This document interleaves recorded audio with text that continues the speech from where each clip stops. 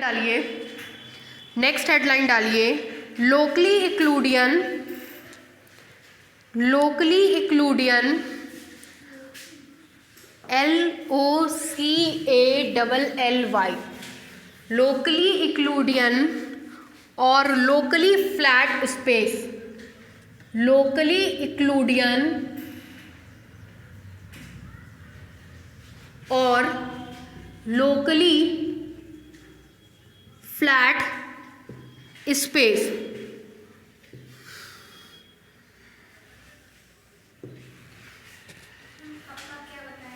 Scalar kappa curvature और R scalar curvature.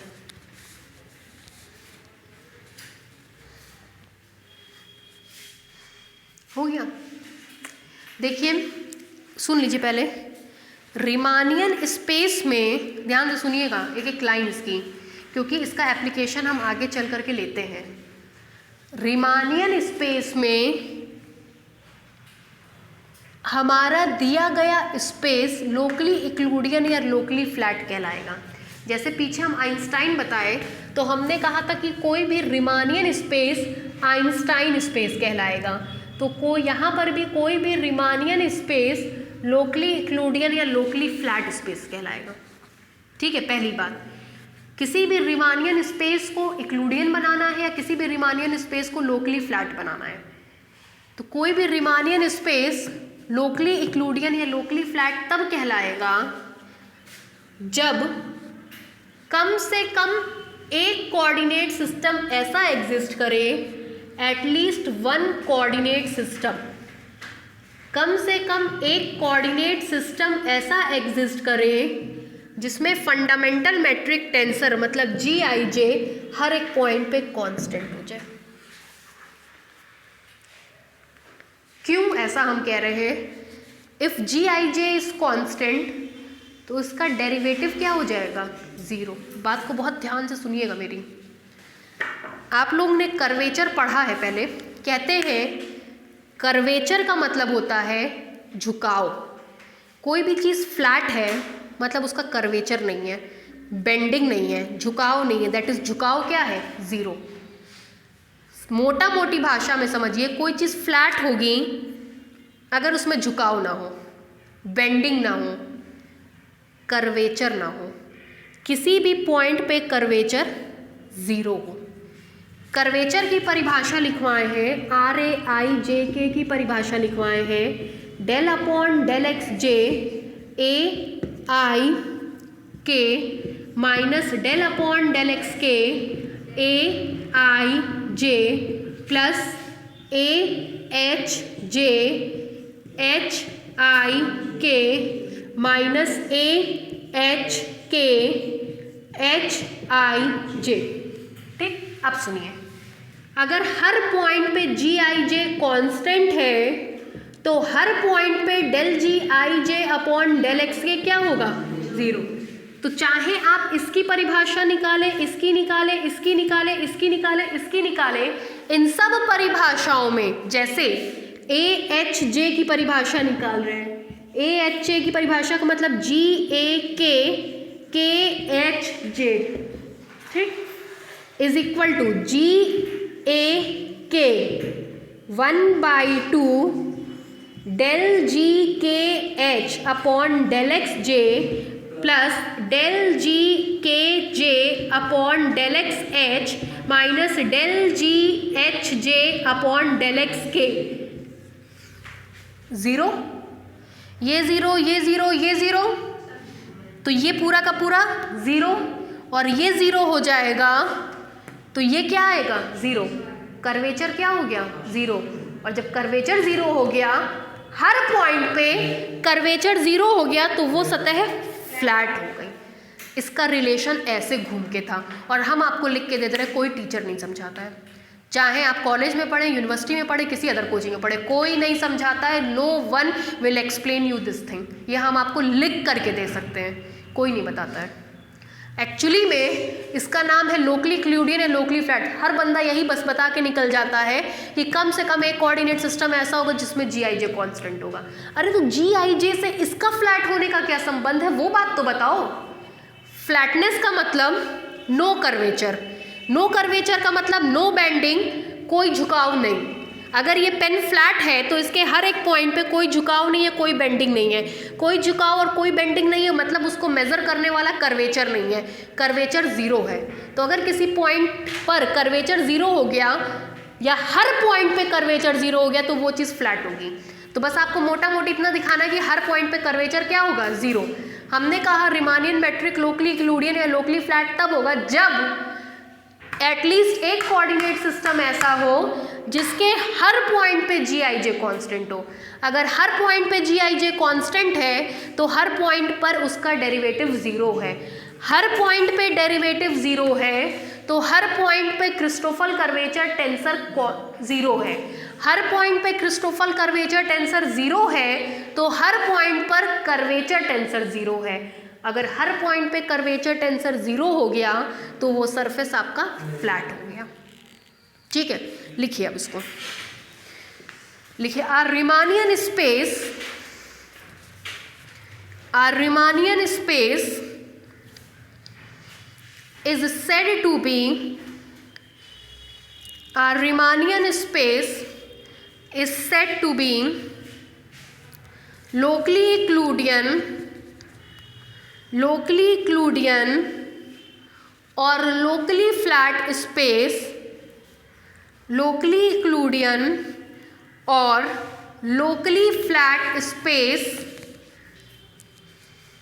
locally Euclidean or locally flat space if there exists a coordinate system, such that, कहाँ से बोले, locally Euclidean और locally flat space if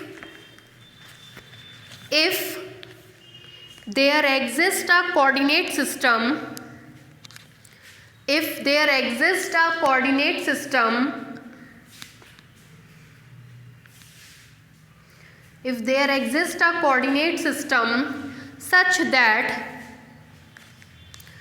such that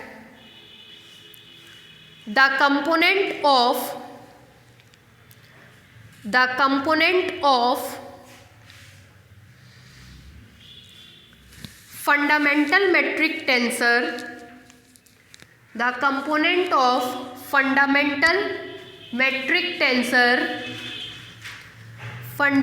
metric tensor, bracket में लिखिए that is G I J, the component of fundamental metric tensor bracket में that is G I J bracket बंद, are all constant, ARER all constant in that coordinate system, are all constant in that coordinate system, are all constant in that coordinate system। Clear है यहाँ तक? Theorem लिखिए। हम जो बात समझाएं वो हम लिखवा नहीं रहे हैं, ठीक है। Constant in that coordinate system, constant in that coordinate system. क्या बताएं हम आपको? जी आई जे कॉन्स्टेंट होने का मतलब हर पॉइंट पे कांस्टेंट है, मतलब हर पॉइंट पे डेरिवेटिव जीरो। हर पॉइंट पे डेरिवेटिव जीरो होगा तो फंडामेंट ये Christoffel symbol of first kind her point पे जीरो, सेकंड काइंड हर पॉइंट पे जीरो। इस कंडीशन में आर ए आई जे के हर पॉइंट पे जीरो। तो आर ए आई जे के मतलब कर्वेचर टेंसर हर पॉइंट पे जीरो है, इसका मतलब आपका सिस्टम फ्लैट है, ठीक है। हमेशा याद रखिए जी आई जे का सीधा संबंध है Christoffel symbol of first kind से। Christoffel symbol of first kind का संबंध है Christopher symbol of second kind से। सेकेंड काइंड का संबंध है RAIJK से, ये रिलेशंस है। बिना इसकी हेल्प के ये डिफाइन नहीं होगा, बिना इसकी हेल्प के ये डिफाइन नहीं होगा, ये इनका रिश्ता चला आ रहा है। ठीक है, तो ये एक के बाद एक कड़ी जोड़ करके हम आपको बताएं। थ्योरम लिखिए, लगा लीजिएगा इम्पोर्टेंट, 2013-2017 जितना 10 साल में आया है कहीं का भी सब हम पढ़ा दिए हैं। इसके बाहर का कोई पेपर में आपको कुछ नहीं मिलना है। लिखिए, a necessary and sufficient condition, a necessary and sufficient condition, a necessary and sufficient condition that a Riemannian space Vn, that a Riemannian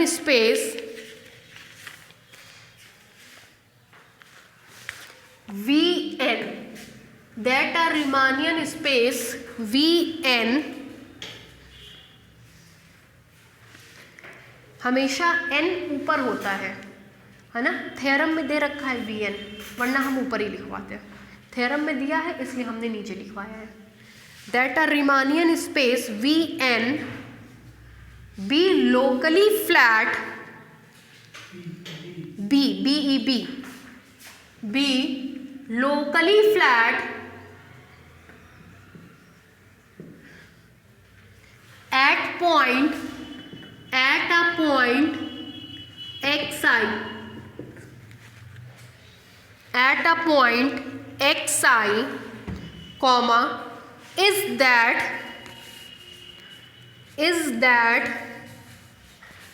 the Riemannian-Christoffel curvature tensor, Riemannian-Christoffel curvature tensor, Riemannian-Christoffel curvature tensor, आप लोग पूरा लिखिएगा। Riemannian-Christoffel curvature tensor क्या होता है? Riemannian-Christoffel curvature tensor RAIJK vanishes at xi, vanishes at xi।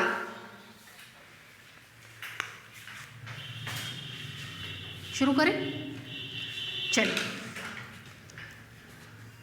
क्या क्या बातें हैं? The necessary and sufficient condition का मतलब बोथ साइडेड थ्योरम प्रूफ होगा, ऊपर का नीचे, नीचे का ऊपर। कह रहा है Vn लोकली फ्लैट है at a point xi, at a point xi का मतलब एनी आर्बिटेरी पॉइंट xi। अगर xi पे लोकली फ्लैट होगा तो सारे पॉइंट्स पे लोकली फ्लैट होगा, सारे पॉइंट्स पे लोकली फ्लैट है, दैट मीन्स xi पे ऑलरेडी लोकली फ्लैट है। ठीक है, तो आपको शो करना है कि ये वैनिश कर जाएगा। दूसरी बारी में मान लेंगे ये वैनिश कर रहा है तो दिखाना होगा कि ये लोकली फ्लैट होगा। लोकली फ्लैट होने का मतलब नहीं, GIJ कांस्टेंट है एट xi पे। तो ये बात प्रूफ करना है तो आपको केवल इतना प्रूफ करना होगा GIJ is constant eight xi। ये दिखाने का मतलब ये दिखाना पड़ेगा। और RAIJK वैनिश कर रहा है, इसका मतलब RAIJK की वैल्यू क्या हो रही होगी? 0। मोटा मोटी समझिए, हम लोग को यही प्रूफ करना है। पहले ये ट्रू मानेंगे, ये प्रूफ करेंगे, फिर ये ट्रू मानेंगे और ये प्रूफ करेंगे। ठीक है, लिखिए, let us suppose that, proof में लिखिएगा, let us suppose that the Riemannian space Vn, the Riemannian space Vn, n नीचे बनाइएगा क्योंकि आपके थ्योरम में नीचे दे रखा है। Let us suppose that the Riemannian space Vn is locally flat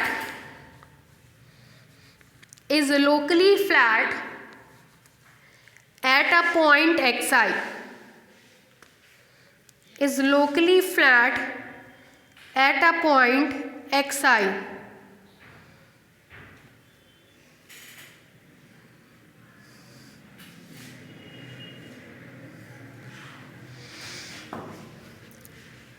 locally flat at the point X I का क्या मतलब है वो भी हम दैट इज करके लिखवा रहे हैं। दैट इज जी आई जे क्या होगा, कांस्टेंट, किस पॉइंट पे, एक्स आई पे। लिखिए that is the metric tensor g I j, that is the metric tensor g I j is constant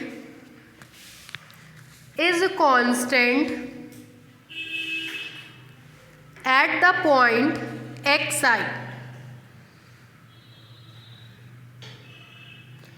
is constant at the point xi। अगर जी आई जे constant है eight X i पे तो इसका मतलब del G आई J upon del x के vanish कर जाएगा eight X i पे। ठीक, ये वैनिश करने का मतलब है this implies that Christopher symbol I J K vanish कर जाएगा। लिख दे रहा है इसका formula 1/2 del G I J upon del x K plus del G I K upon del x J minus del G J K upon del X I is also vanishes at X I for every I comma J, for every I comma J comma K, for every I comma J comma के। ठीक है, आई for every इसलिए लिखना ज़रूरी था ताकि आप मेरे पीछे ना पड़ जाए कि ये तो ज़ीरो है, ये दोनों ज़ीरो नहीं दिख रहा है, इसलिए फॉर एवरी लिखा है। This implies that Christoffel symbol ijk is equal to gih hjk is also vanish at xi for every I, j, k, h। ठीक है, this implies that raijk is equal to del upon del xj A I K minus del upon del x K A I J plus A H J H I K minus A H K H I J is also vanishes. ठीक है, book में ऐसे नहीं दिया है, book में केवल एक लाइन में लिखवा दिया है कि जी आई जे कॉन्स्टेंट होगा, इसका मतलब are a I J K vanish कर जाएगा, बस यही लाइन लिखा है, हम पूरा लिखवा दे रहे हैं। ठीक है, लिखिए कहाँ तक पहुँचे। जी आई J is constant at X आई, नीचे से लिखिए hence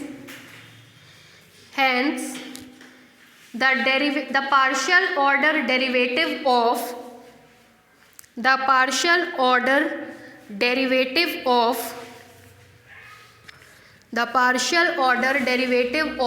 gij, the partial order derivative of gij vanishes identically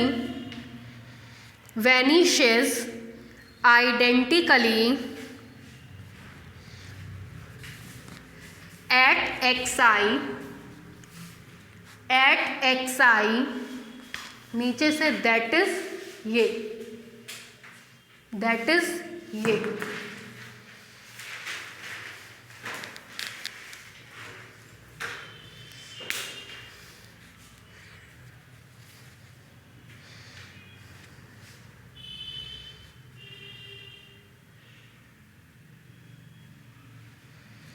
हो गया। तो नीचे से लिखिए hence the Christopher symbol of first kind and second kind, hence the Christopher symbol of first kind and second kind, hence the Christopher symbol of first kind and second kind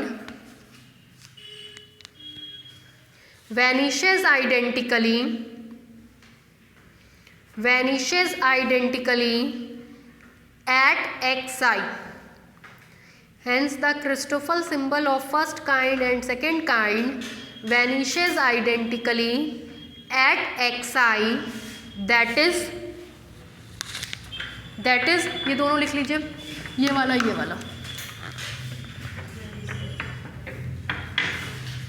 that is ये दोनों।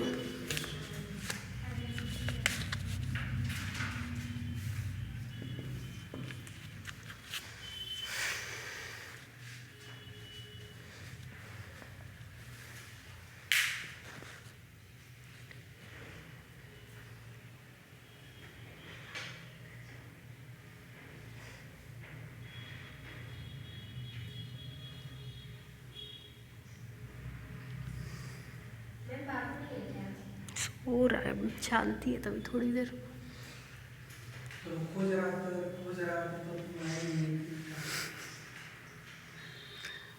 अरे थोड़ी देर लगता है शांति, एकदम दिमाग खराब हो जाता है।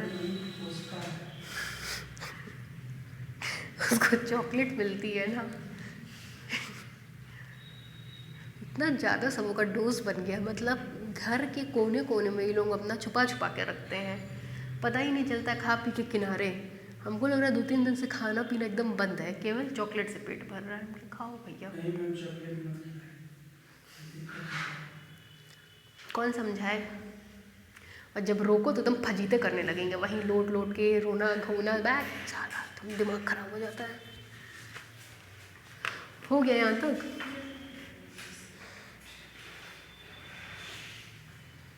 नीचे से बोले, लिखिए, therefore the Riemannian-Christoffel curvature tensor, therefore the Riemannian-Christoffel curvature tensor RAIJK, therefore the Riemannian-Christoffel curvature tensor RAIJK is defined as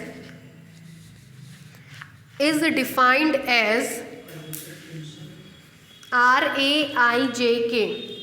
Therefore the Riemannian-Christoffel curvature tensor RAIJK is defined as, ये लिखिए नीचे से, ये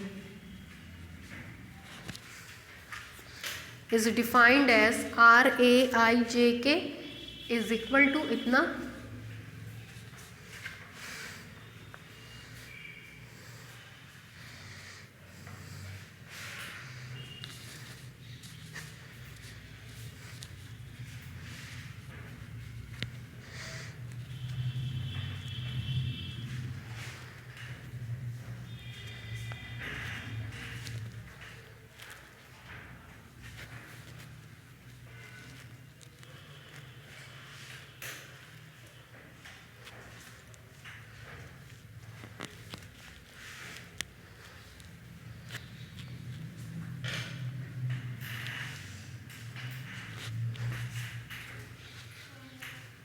हो गया।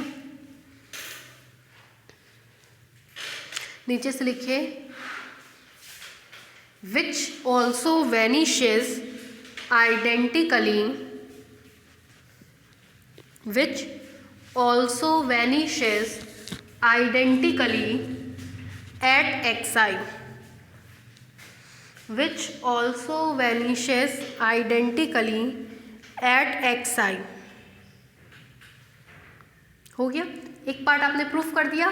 कन्वर्ट्स पार्ट में लेके चलेंगे कि RAIJK वैनिश करता है तो दिखा देंगे कि लोकली फ्लैट होगा। ठीक है, लिखिए, conversely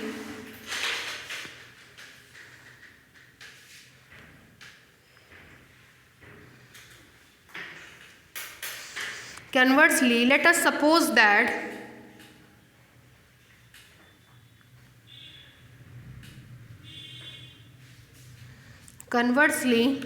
us suppose that a coordinate system xi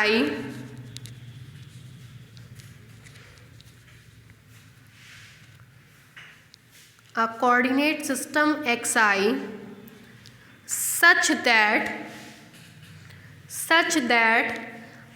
RAIJK vanishes identically, such that RAIJK vanishes identically। हमने मान लिया कि एक कोऑर्डिनेट सिस्टम ऐसा है जिसमें ये वैनिश कर जाता है। जैसे थोड़ा सा सोचने की कोशिश करिए, लोकली फ्लैट में एक शब्द हम लिखवाए थे, there exist a coordinate system, है ना। इस केस में अपने अब की बार हमने इसको ट्रू माना है और हमको प्रूफ करना है कि वो लोकली फ्लैट होगा। लोकली फ्लैट होगा मतलब एक कोऑर्डिनेट सिस्टम ऐसा एग्जिस्ट करेगा जिसमें जी आई जे क्या होगा, कांस्टेंट। हमको स्पेशली उस कोऑर्डिनेट सिस्टम में दिखाना है। तब हमने कहा है कि एक कोऑर्डिनेट सिस्टम एक्स आई ऐसा है जिसमें ये वैनिश करता है। तो अब हमको दिखाना होगा कि इसी कोऑर्डिनेट सिस्टम में जी आई जे क्या हो जाता है, कांस्टेंट हो जाता है। ठीक, आपको पता है जी आई जे कंपोनेंट ऑफ टेंसर है, लॉ ऑफ ट्रांसफॉर्मेशन को सेटिस्फाई करेगा। दो कोऑर्डिनेट सिस्टम चाहिए होंगे, पहला एक्स आई, दूसरा एक्स बार आई। बस इसमें यही चीज़ आपको रटनी है। हम एक्स आई को एक्स बार आई में कन्वर्ट करने का एक फॉर्मूला लिखवाएंगे, उसी फॉर्मूले के तहत ये थ्योरम प्रूफ होगा। तो आपको वो चीज़ याद करनी पड़ेगी। ठीक है, हम वो चीज़ अब लिखवाने जा रहे हैं। पैराग्राफ चेंज करके लिखिए, let us choose a coordinate system x I, let us choose a coordinate system xi, let us choose a coordinate system xi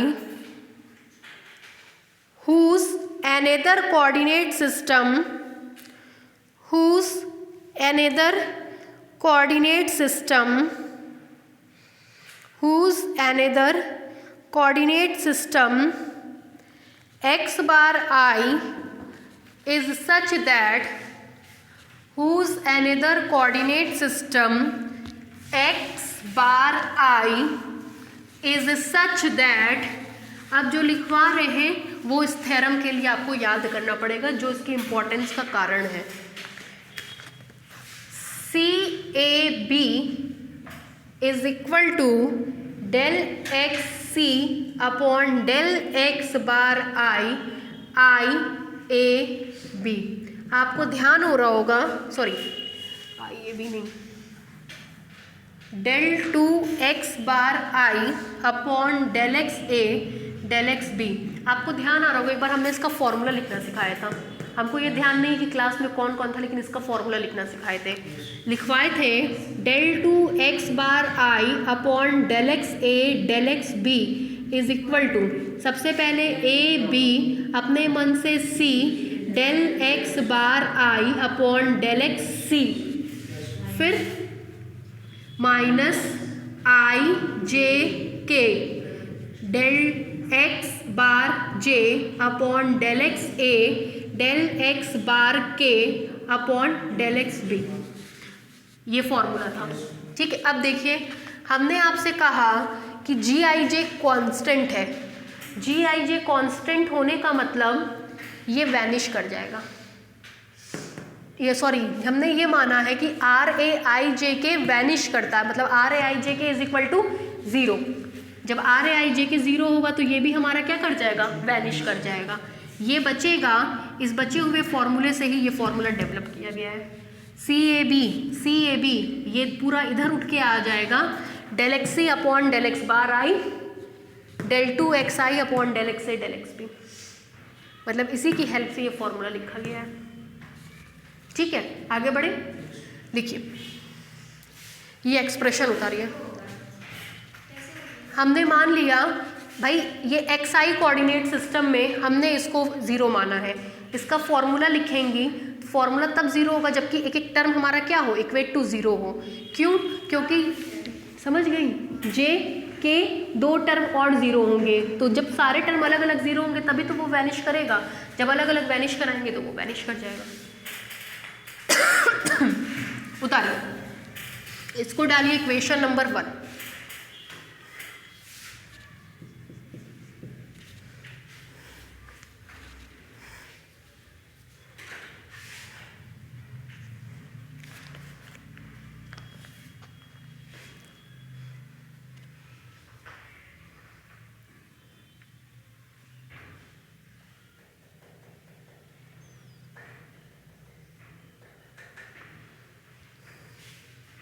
ठीक है, यहाँ तक कोई दिक्कत? अब हम इसी की हेल्प से सॉल्व कर रहे हैं, ये आपको याद करके जाना पड़ेगा एग्जामिनेशन में। मोटा मोटी कहाँ से आया वो हम आपको बता दिए हैं, अब हम उसी की उल्टा स्टेप करते चल रहे हैं, ठीक है। देखिएगा, देखिए नाउ अभी हम लिखवाएंगे, लिखिएगा मत। डेल टू एक्स बार आई अपॉन डेल एक्स ए डेल एक्स बी का फॉर्मूला भी हम लिखे थे, लिखवाइए। उल्टा स्टेप चल रहे हैं, ये कैसे याद करेंगे ये हमने आपको बता दिया। कैसे याद करेंगे मतलब उसी फॉर्मूले से याद करेंगे, ठीक है। लिखवाइए A B C del x bar I upon del x C minus आई जे के डेल एक्स बार जे अपॉन डेल एक्स ए डेल एक्स बार के अपॉन डेल एक्स बी। इससे हम इसका मान निकालना चाहते हैं, इसी की हेल्प से ये फॉर्मूला निकला है। याद करने के लिए हम बताएं, हालांकि ये आपको याद करना पड़ेगा। क्यों याद करना पड़ेगा? क्योंकि इसी कोऑर्डिनेट सिस्टम के तहत जी आई जे कॉन्स्टेंट निकलेगा। अगर आप ये सपोज नहीं करेंगे तो जी आई जे कॉन्स्टेंट नहीं निकलेगा। हमको जी आई जे को किसी एक कोऑर्डिनेट सिस्टम में कॉन्स्टेंट दिखाना है, तो वो एक कोऑर्डिनेट सिस्टम आपको चूज करना पड़ेगा ना, वही आपने चूज किया है। चूज कैसे किया है? इसकी हेल्प से किया है। याद रखने का तरीका बताएं। अब जरा इससे इसका मान निकलवाइए। दिस इम्प्लाइज दैट, निकलवाइए भाई, ये इधर आएगा तो प्लस हो जाएगा, मिलेगा सी ए B del x bar I upon del x C is equal to, इधर भेज देंगे, आई जे के बार डेल एक्स बार जे अपॉन डेल एक्स ए डेल एक्स बार के upon del x B plus del two x bar आई upon del x ए del x B. ठीक, इसका multiplication कर दीजिए।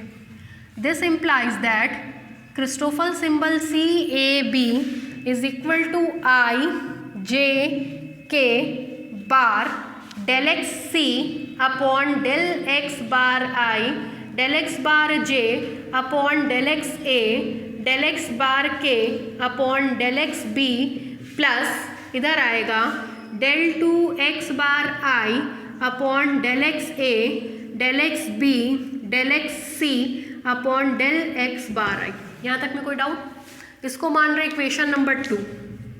ज़रा इक्वेशन 1 और 2 को देखिए। ये मान की जगह सी ए बी रख देंगे, है ना। यूजिंग इक्वेशन 1 इन इक्वेशन 2, हमने इक्वेशन 1 को ऐसे ही एडजस्ट किया है कि वो कोऑर्डिनेट सिस्टम में हमको हमारा रिजल्ट मिल जाए। तो अगर आप इसमें छेड़छाड़ करेंगे तो आपका थ्योरम प्रूफ नहीं होगा। हमने कहा था कोई एक कोऑर्डिनेट सिस्टम ऐसा मिलना चाहिए जिसमें जी आई जे कॉन्स्टेंट हो जाए। वो कोऑर्डिनेट सिस्टम अगर आपके अंदर क्षमता है तो ढूंढिए, क्षमता नहीं है तो रट लीजिए। ये वही कोऑर्डिनेट सिस्टम है जिसमें जी आई जे क्या हो जाएगा? कॉन्स्टेंट हो जाएगा। ठीक है, तो ये आपको लर्न करना पड़ेगा कि इसी कोऑर्डिनेट सिस्टम में वो कॉन्स्टेंट होगा। ठीक, रखिए। Using equation 1 in equation 2 comma we get, मान रखिए, मिलेगा सी ए बी इक्वल टू आई जे के bar del x c del x bar आई del x bar j del x ए del x bar k del x B plus इसकी जगह ये मान रखेंगे सी A B. Cut जाएगा, सी ए बी से सी ए बी कैंसिल, केवल आपको मिलेगा दिस इम्प्लाइज दैट आई जे के bar del x C upon del x bar आई डेल एक्स बार जे अपॉन डेल एक्स ए डेल एक्स बार के upon del x B is equal to 0। This implies that I जे के bar, कोशिश कर रहे हैं इन तीनों को हटाने की। हटाने के लिए देखिए किसका मल्टीप्लिकेशन कर रहे हैं, del x C upon del x bar आई डेल एक्स बार जे अपॉन डेल एक्स ए डेल एक्स बार के अपॉन डेल एक्स बी। इस पूरे टर्म में मल्टीप्लाई कर दीजिए। सी ऊपर है ना, आपकी सी कहाँ आएगा? नीचे। ए कहाँ है? आपकी कहाँ आएगा? बी कहाँ है? आपकी कहाँ आएगा? क्यों ऐसा कर रहे हैं? क्योंकि ये बार में है, तो बिना बार वाले सारे टर्म को क्या करना पड़ेगा? हटाना पड़ेगा। तो बिना बार वाला ये ऊपर था, तो बिना बार वाला नीचे, बिना बार वाला नीचे था तो बिना बार वाला ऊपर, बिना बार वाला नीचे था तो अब की बिना बार वाला ऊपर। 0 में मल्टीप्लाई करेंगे तो 0। बात समझे? ये किस में था? बार में। तो हमको केवल बार वाले चाहिए, बिना बार वाले को क्या करना पड़ेगा? हटाना पड़ेगा। ऊपर नीचे, नीचे ऊपर, नीचे, बाकी को बैलेंस कर दीजिए। डेल एक्स बार पी, डेल एक्स बार क्यू, या एक काम करिए ए के साथ पी कर दीजिए, बी के साथ क्यू कर दीजिए, सी के साथ आर कर दीजिए, देखने में अच्छा लगेगा। P Q R A B C, A के साथ पी, बी के साथ क्यू, सी के साथ आर। दिस इम्प्लाइज आई जे के बार। ये सॉरी सी वाला सी से कटेगा, क्रिस्टोफल सिंबल के बार के साथ आई और आर, क्रॉनिकल डेल्टा। ए से ए कटेगा, क्रॉनिकल डेल्टा जे और पी। बी से बी कटेगा, क्रॉनिकल डेल्टा के और q is equal to. This implies that i की जगह आर, जे की जगह पी, के की जगह क्यू, बार के साथ is equal to 0। Christoffel symbol क्या कर गया? वैनिश कर गया। क्रिस्टोफल सिंबल वैनिश कर गया, तो दिस इम्प्लाइज दैट, उतना उतार दीजिए फिर लिख पा रहे हैं, ठीक है? जगह भी नहीं है, खाली करवाइए ब्लैक बोर्ड। कहाँ तक लिखा आप लोगों ने? इक्वेशन नंबर 1 तक लिख लिया। नीचे से लिखिए, using this equation, using this equation in the equation of, using this equation in the equation of transformation of of transformation of Christoffel symbol. देखिए ये इक्वेशन एक कोऑर्डिनेट सिस्टम के क्रिस्टोफल सिंबल को दूसरे कोऑर्डिनेट सिस्टम के Christoffel symbol में बदलता है, इसीलिए इस इक्वेशन को कहते हैं law of transformation of Christoffel symbol. ठीक है, आपको ये भी पता है कि law of transformation of Christoffel symbol component of tensor नहीं होता है, क्योंकि उसमें सेकेंड ऑर्डर टर्म आने लगता है। है ना? थ्योरम कराए हैं, ठीक है? लिखिए, वही बात लिखवाए हैं। Using this equation in the equation of transformation of Christoffel symbol given by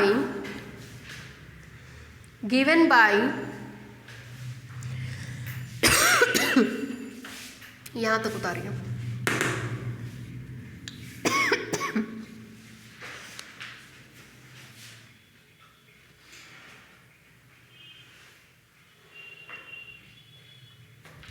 क्या हो क्या?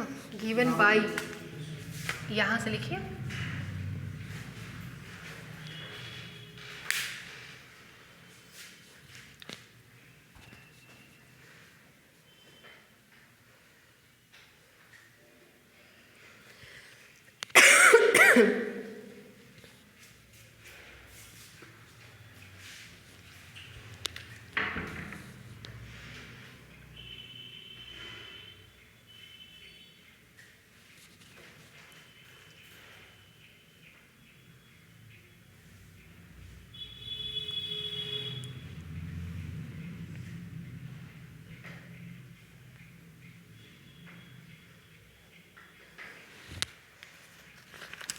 बस इसमें एक आर्टिकल, एक दो आर्टिकल और हमको, आज फ्राइडे है ना, सैटरडे संडे समाप्त हो जाएगा। संडे को आपका कितना महीना हो गया पढ़ते हुए आप लोगों को? नहीं, कोचिंग तो 7 तारीख से चल रहा है ना? 7 तारीख को, 6 तारीख को पहला क्लास था, 6 तारीख से चल रहा है, 6 अक्टूबर, 6 नवंबर, ठीक है? 1.5 महीना, जिसमें से आप दिवाली की लंबी छुट्टी निकाल दीजिए, सारा संडे निकाल दीजिए, 4 संडे, 4 दिन 7, 7 8 संडे निकाल दीजिए, 5 दिन की दिवाली की छुट्टी, 2 दिन दशहरे की छुट्टी, 1.5 महीने में आपका 6 महीने का कोर्स कंप्लीट हो गया। रीज़न केवल क्या? रेगुलरिटी। रेगुलर क्लास चला, इस वजह से कंप्लीट हो गया। 1.5 महीने में 6 महीने का कोर्स कंप्लीट कराया गया है। अब समझ में आया कि नहीं आया वो हमको नहीं पता, आप लोगों को है ना, वो आप लोगों की जिम्मेदारी। हमको लगता है एक दिन बैठ के एक्स्ट्रा पढ़ाने से बेहतर ये है रोज पढ़ो, है ना। एक ही दिन हम बुलाएं संडे को, सुबह से शाम तक बैठाएं और या एग्ज़ाम के समय भगाएं, उससे अच्छा है कि अभी आप लोग पढ़ लीजिए, निश्चिंत हो जाएंगे। कम से कम क्या होगा, 1 महीने की फ़ीस नहीं देंगे, मत दीजिएगा, निश्चिंत तो हो गए।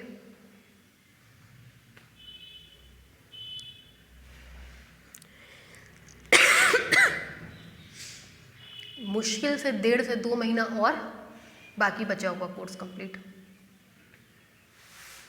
दिसंबर से 2 महीना भी अगर आप निकाल देंगे तो फरवरी, हार्डली फरवरी तक आपका कोर्स कंप्लीट।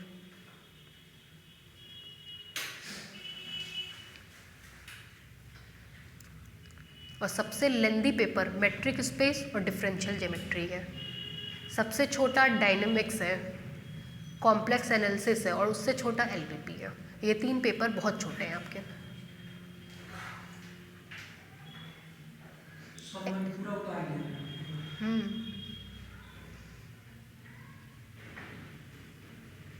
एलपीपी आपका मुश्किल से 30 से 35 घंटे का पूरा है। 30 से 35 घंटा मतलब 1 महीने का रेगुलर अगर आप पढ़ते हैं तो, उससे ज़्यादा कोर्स नहीं है।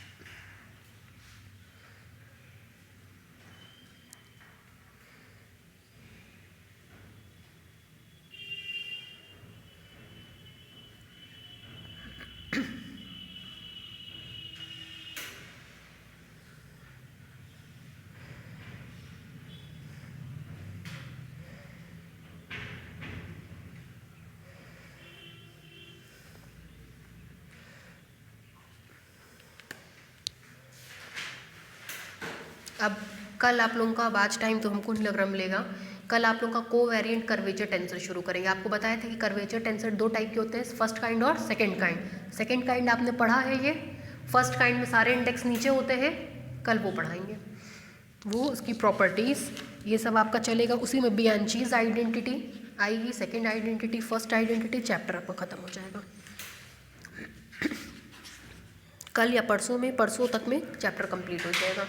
जिस भी दिन कंप्लीट होगा उसी दिन फिर हम आपका मैट्रिक स्पेस शुरू कर देंगे, इसको फिर कुछ दिनों के लिए समाप्ति देंगे। तब तक आप लोग अपना अब टेस्ट की प्रिपरेशन करिएगा।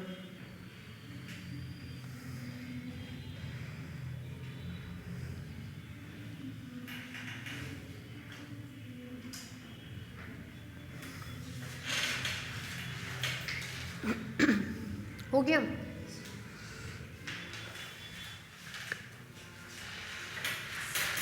अब पहले तो हम लोग ये दिखाएंगे कि इस कोऑर्डिनेट सिस्टम में ये वैनिश कर रहा होगा, क्योंकि हमने क्या माना कि ये ट्रू होना चाहिए, तब आप ये चीज़ प्रूफ करेंगे। तो ये ट्रू होना चाहिए मतलब ये फलानी चीज़ उस कोऑर्डिनेट सिस्टम में वैनिश करनी चाहिए। अगर ये उस कोऑर्डिनेट सिस्टम में वैनिश करेगी तभी आप दिखा पाएंगे कि उस कोऑर्डिनेट सिस्टम में GIJ क्या होगा, कांस्टेंट होगा। ठीक है, तो पहले अब आपको ये दिखाना है कि इस कोऑर्डिनेट सिस्टम में ये वैनिश कर रहा होगा। ठीक, इसको डालिए इक्वेशन नंबर नेक्स्ट 3।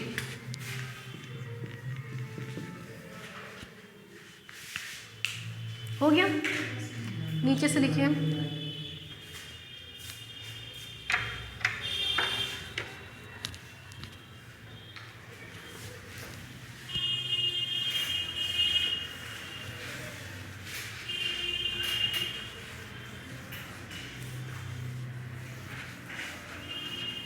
बोले भाई,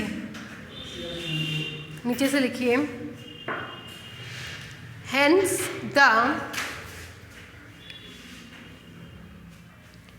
Hence the curvature tensor, hence the curvature tensor R bar A I j k, R bar A I j k in x bar I coordinate system, in x bar I coordinate system is given by लिखवाइए इसका मान del upon del x bar J A I K का bar minus del upon del x bar K A आई जे का बार plus A H जे का बार H I K का bar minus A H के का बार H I जे का बार। आप देख रहे हैं बार वाला क्रिस्टोफर सिंबल हर जगह वैनिश कर रहा है। ये जीरो, ये जीरो, ये जीरो, ये जीरो, जीरो का डेरिवेटिव जीरो, कुल मिलाकर के मिलेगा are bar A I J k is equal to zero. ठीक, लिखिए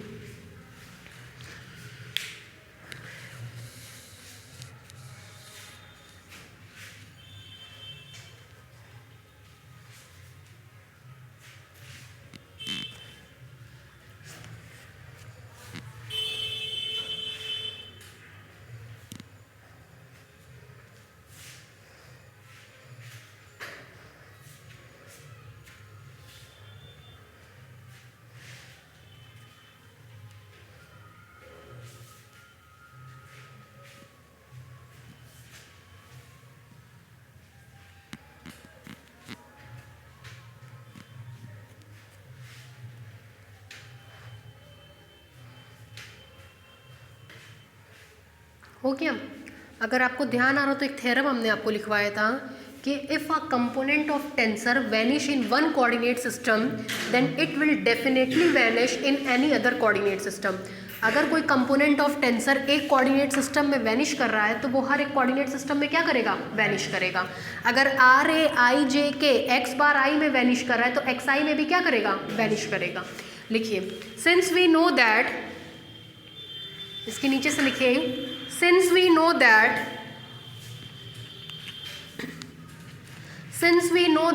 if a component of tensor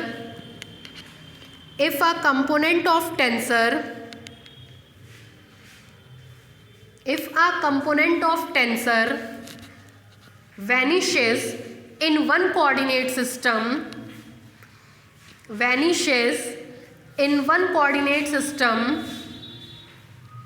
then it is vanishes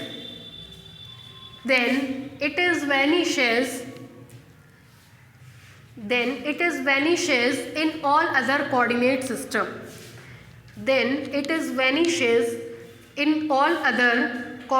system, ठीक है।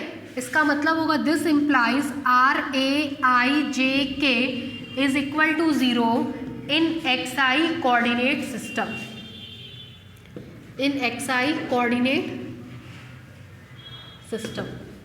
है ना। लिखिए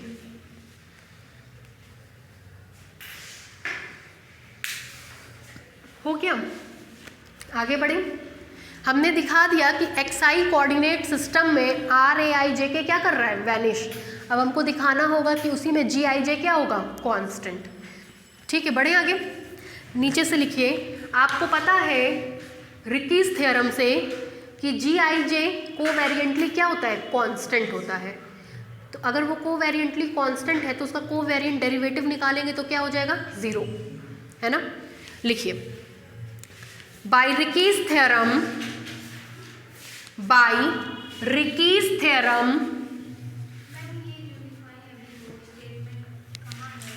पीछे मिल जाएगा, प्रूफ कराएं इस थ्योरम को, हमने प्रूफ कराया। नहीं, इस चैप्टर में नहीं है, कोवेरिएंट डिफरेंशिएशन के पहले वाले चैप्टर में। नहीं, नेसेसरी नहीं है वो, उसमें बस यही स्टेटमेंट ही है जो हमने लिखवाया है, प्रूफ दैट करके। ठीक है, लिखिए by Ricci's theorem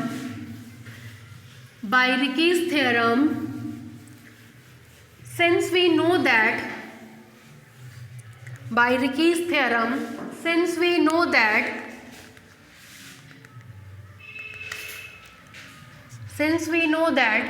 G bar ij is covariantly constant, G bar ij is covariantly constant, G bar ij is covariantly constant, नीचे से लिखिए this implies G bar ij का कोवेरिएंट डेरिवेटिव 0 होगा, क्योंकि ये कोवेरिएंट डिफरेंशिएशन के रिस्पेक्ट में constant है और कांस्टेंट टर्म का डेरिवेटिव क्या होता है 0। ठीक, लिखवाइए। This implies del G bar ij upon del x bar k, नीचे वाले को चेंज करेंगे तो minus G bar h j h i k bar minus G bar i h h j k bar is equal to ये और ये दोनों zero हो जाएगा, क्योंकि एक इक्वेशन में हमने दोनों को ज़ीरो कराया है। देखिए अभी जस्ट ऊपर प्रूफ कराया है इक्वेशन नंबर 3 में कि बार वाला टर्म क्या होता है 0। This implies that del G bar i j upon del x bar k is equal to 0 from equation 3।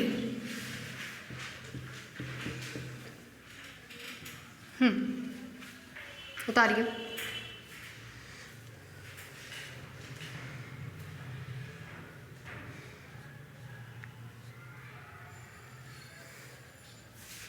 ये बार है जी पे, ये ना जी पे बार है।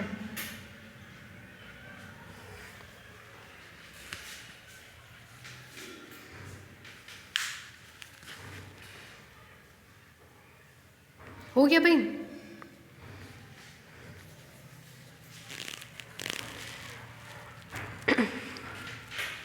बढ़े आगे। अगर इसका डेरिवेटिव 0 है, इसका मतलब ये टर्म क्या रहा होगा कांस्टेंट। नीचे से लिखिएगा this implies G bar i j is equal to constant, G bar i j is equal to constant.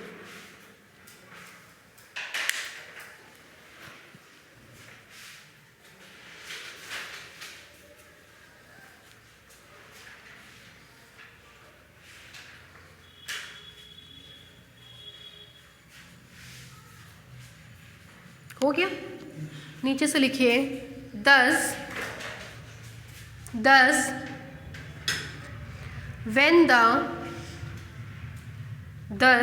when the Riemannian curvature tensor, thus the Riemannian curvature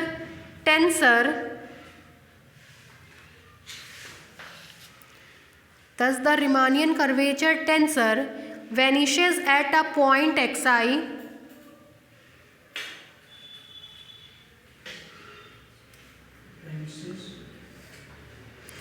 thus when the Riemannian curvature tensor vanishes at a point xi, आपने देखा था Riemannian curvature tensor RAIJ के 0 हो जा रहा था, मतलब vanish कर जा रहा था एट द पॉइंट xi पे। लिखिए 10 when the Riemannian curvature tensor vanishes at a point xi, हम रिमानियन का लिखवा रहे हैं पहले। इसके बाद अगर आपको याद आ रहा हो तो हमने RAIJ के इज इक्वल टू 0 किया था, मतलब XI कोऑर्डिनेट सिस्टम में अगर ये वैनिश कर रहा है तो GIJ भी क्या कर जा रहा है, कांस्टेंट हो जा रहा है ना। Thus when the Riemannian curvature tensor vanishes at a point xi, comma, there exists a coordinate system,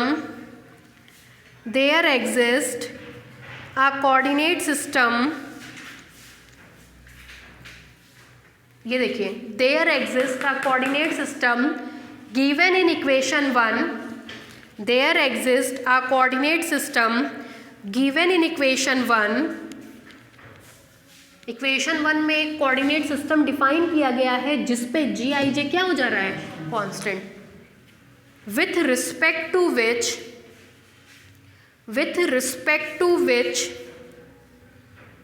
the component of metric tensor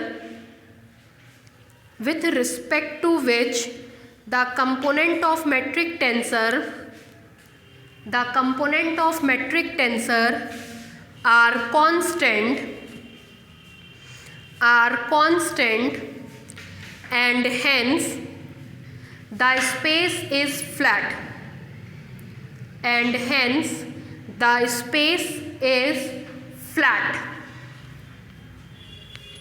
क्योंकि जी आई जे कॉन्स्टेंट होगा तो स्पेस क्या होगा, फ्लैट हो जाएगा। Full stop. आज के लिए बस इतना ही। कल अब आपको हम कोवेरिएंट कर्वेचर टेंसर, कल भी 3 बजे से, ठीक है।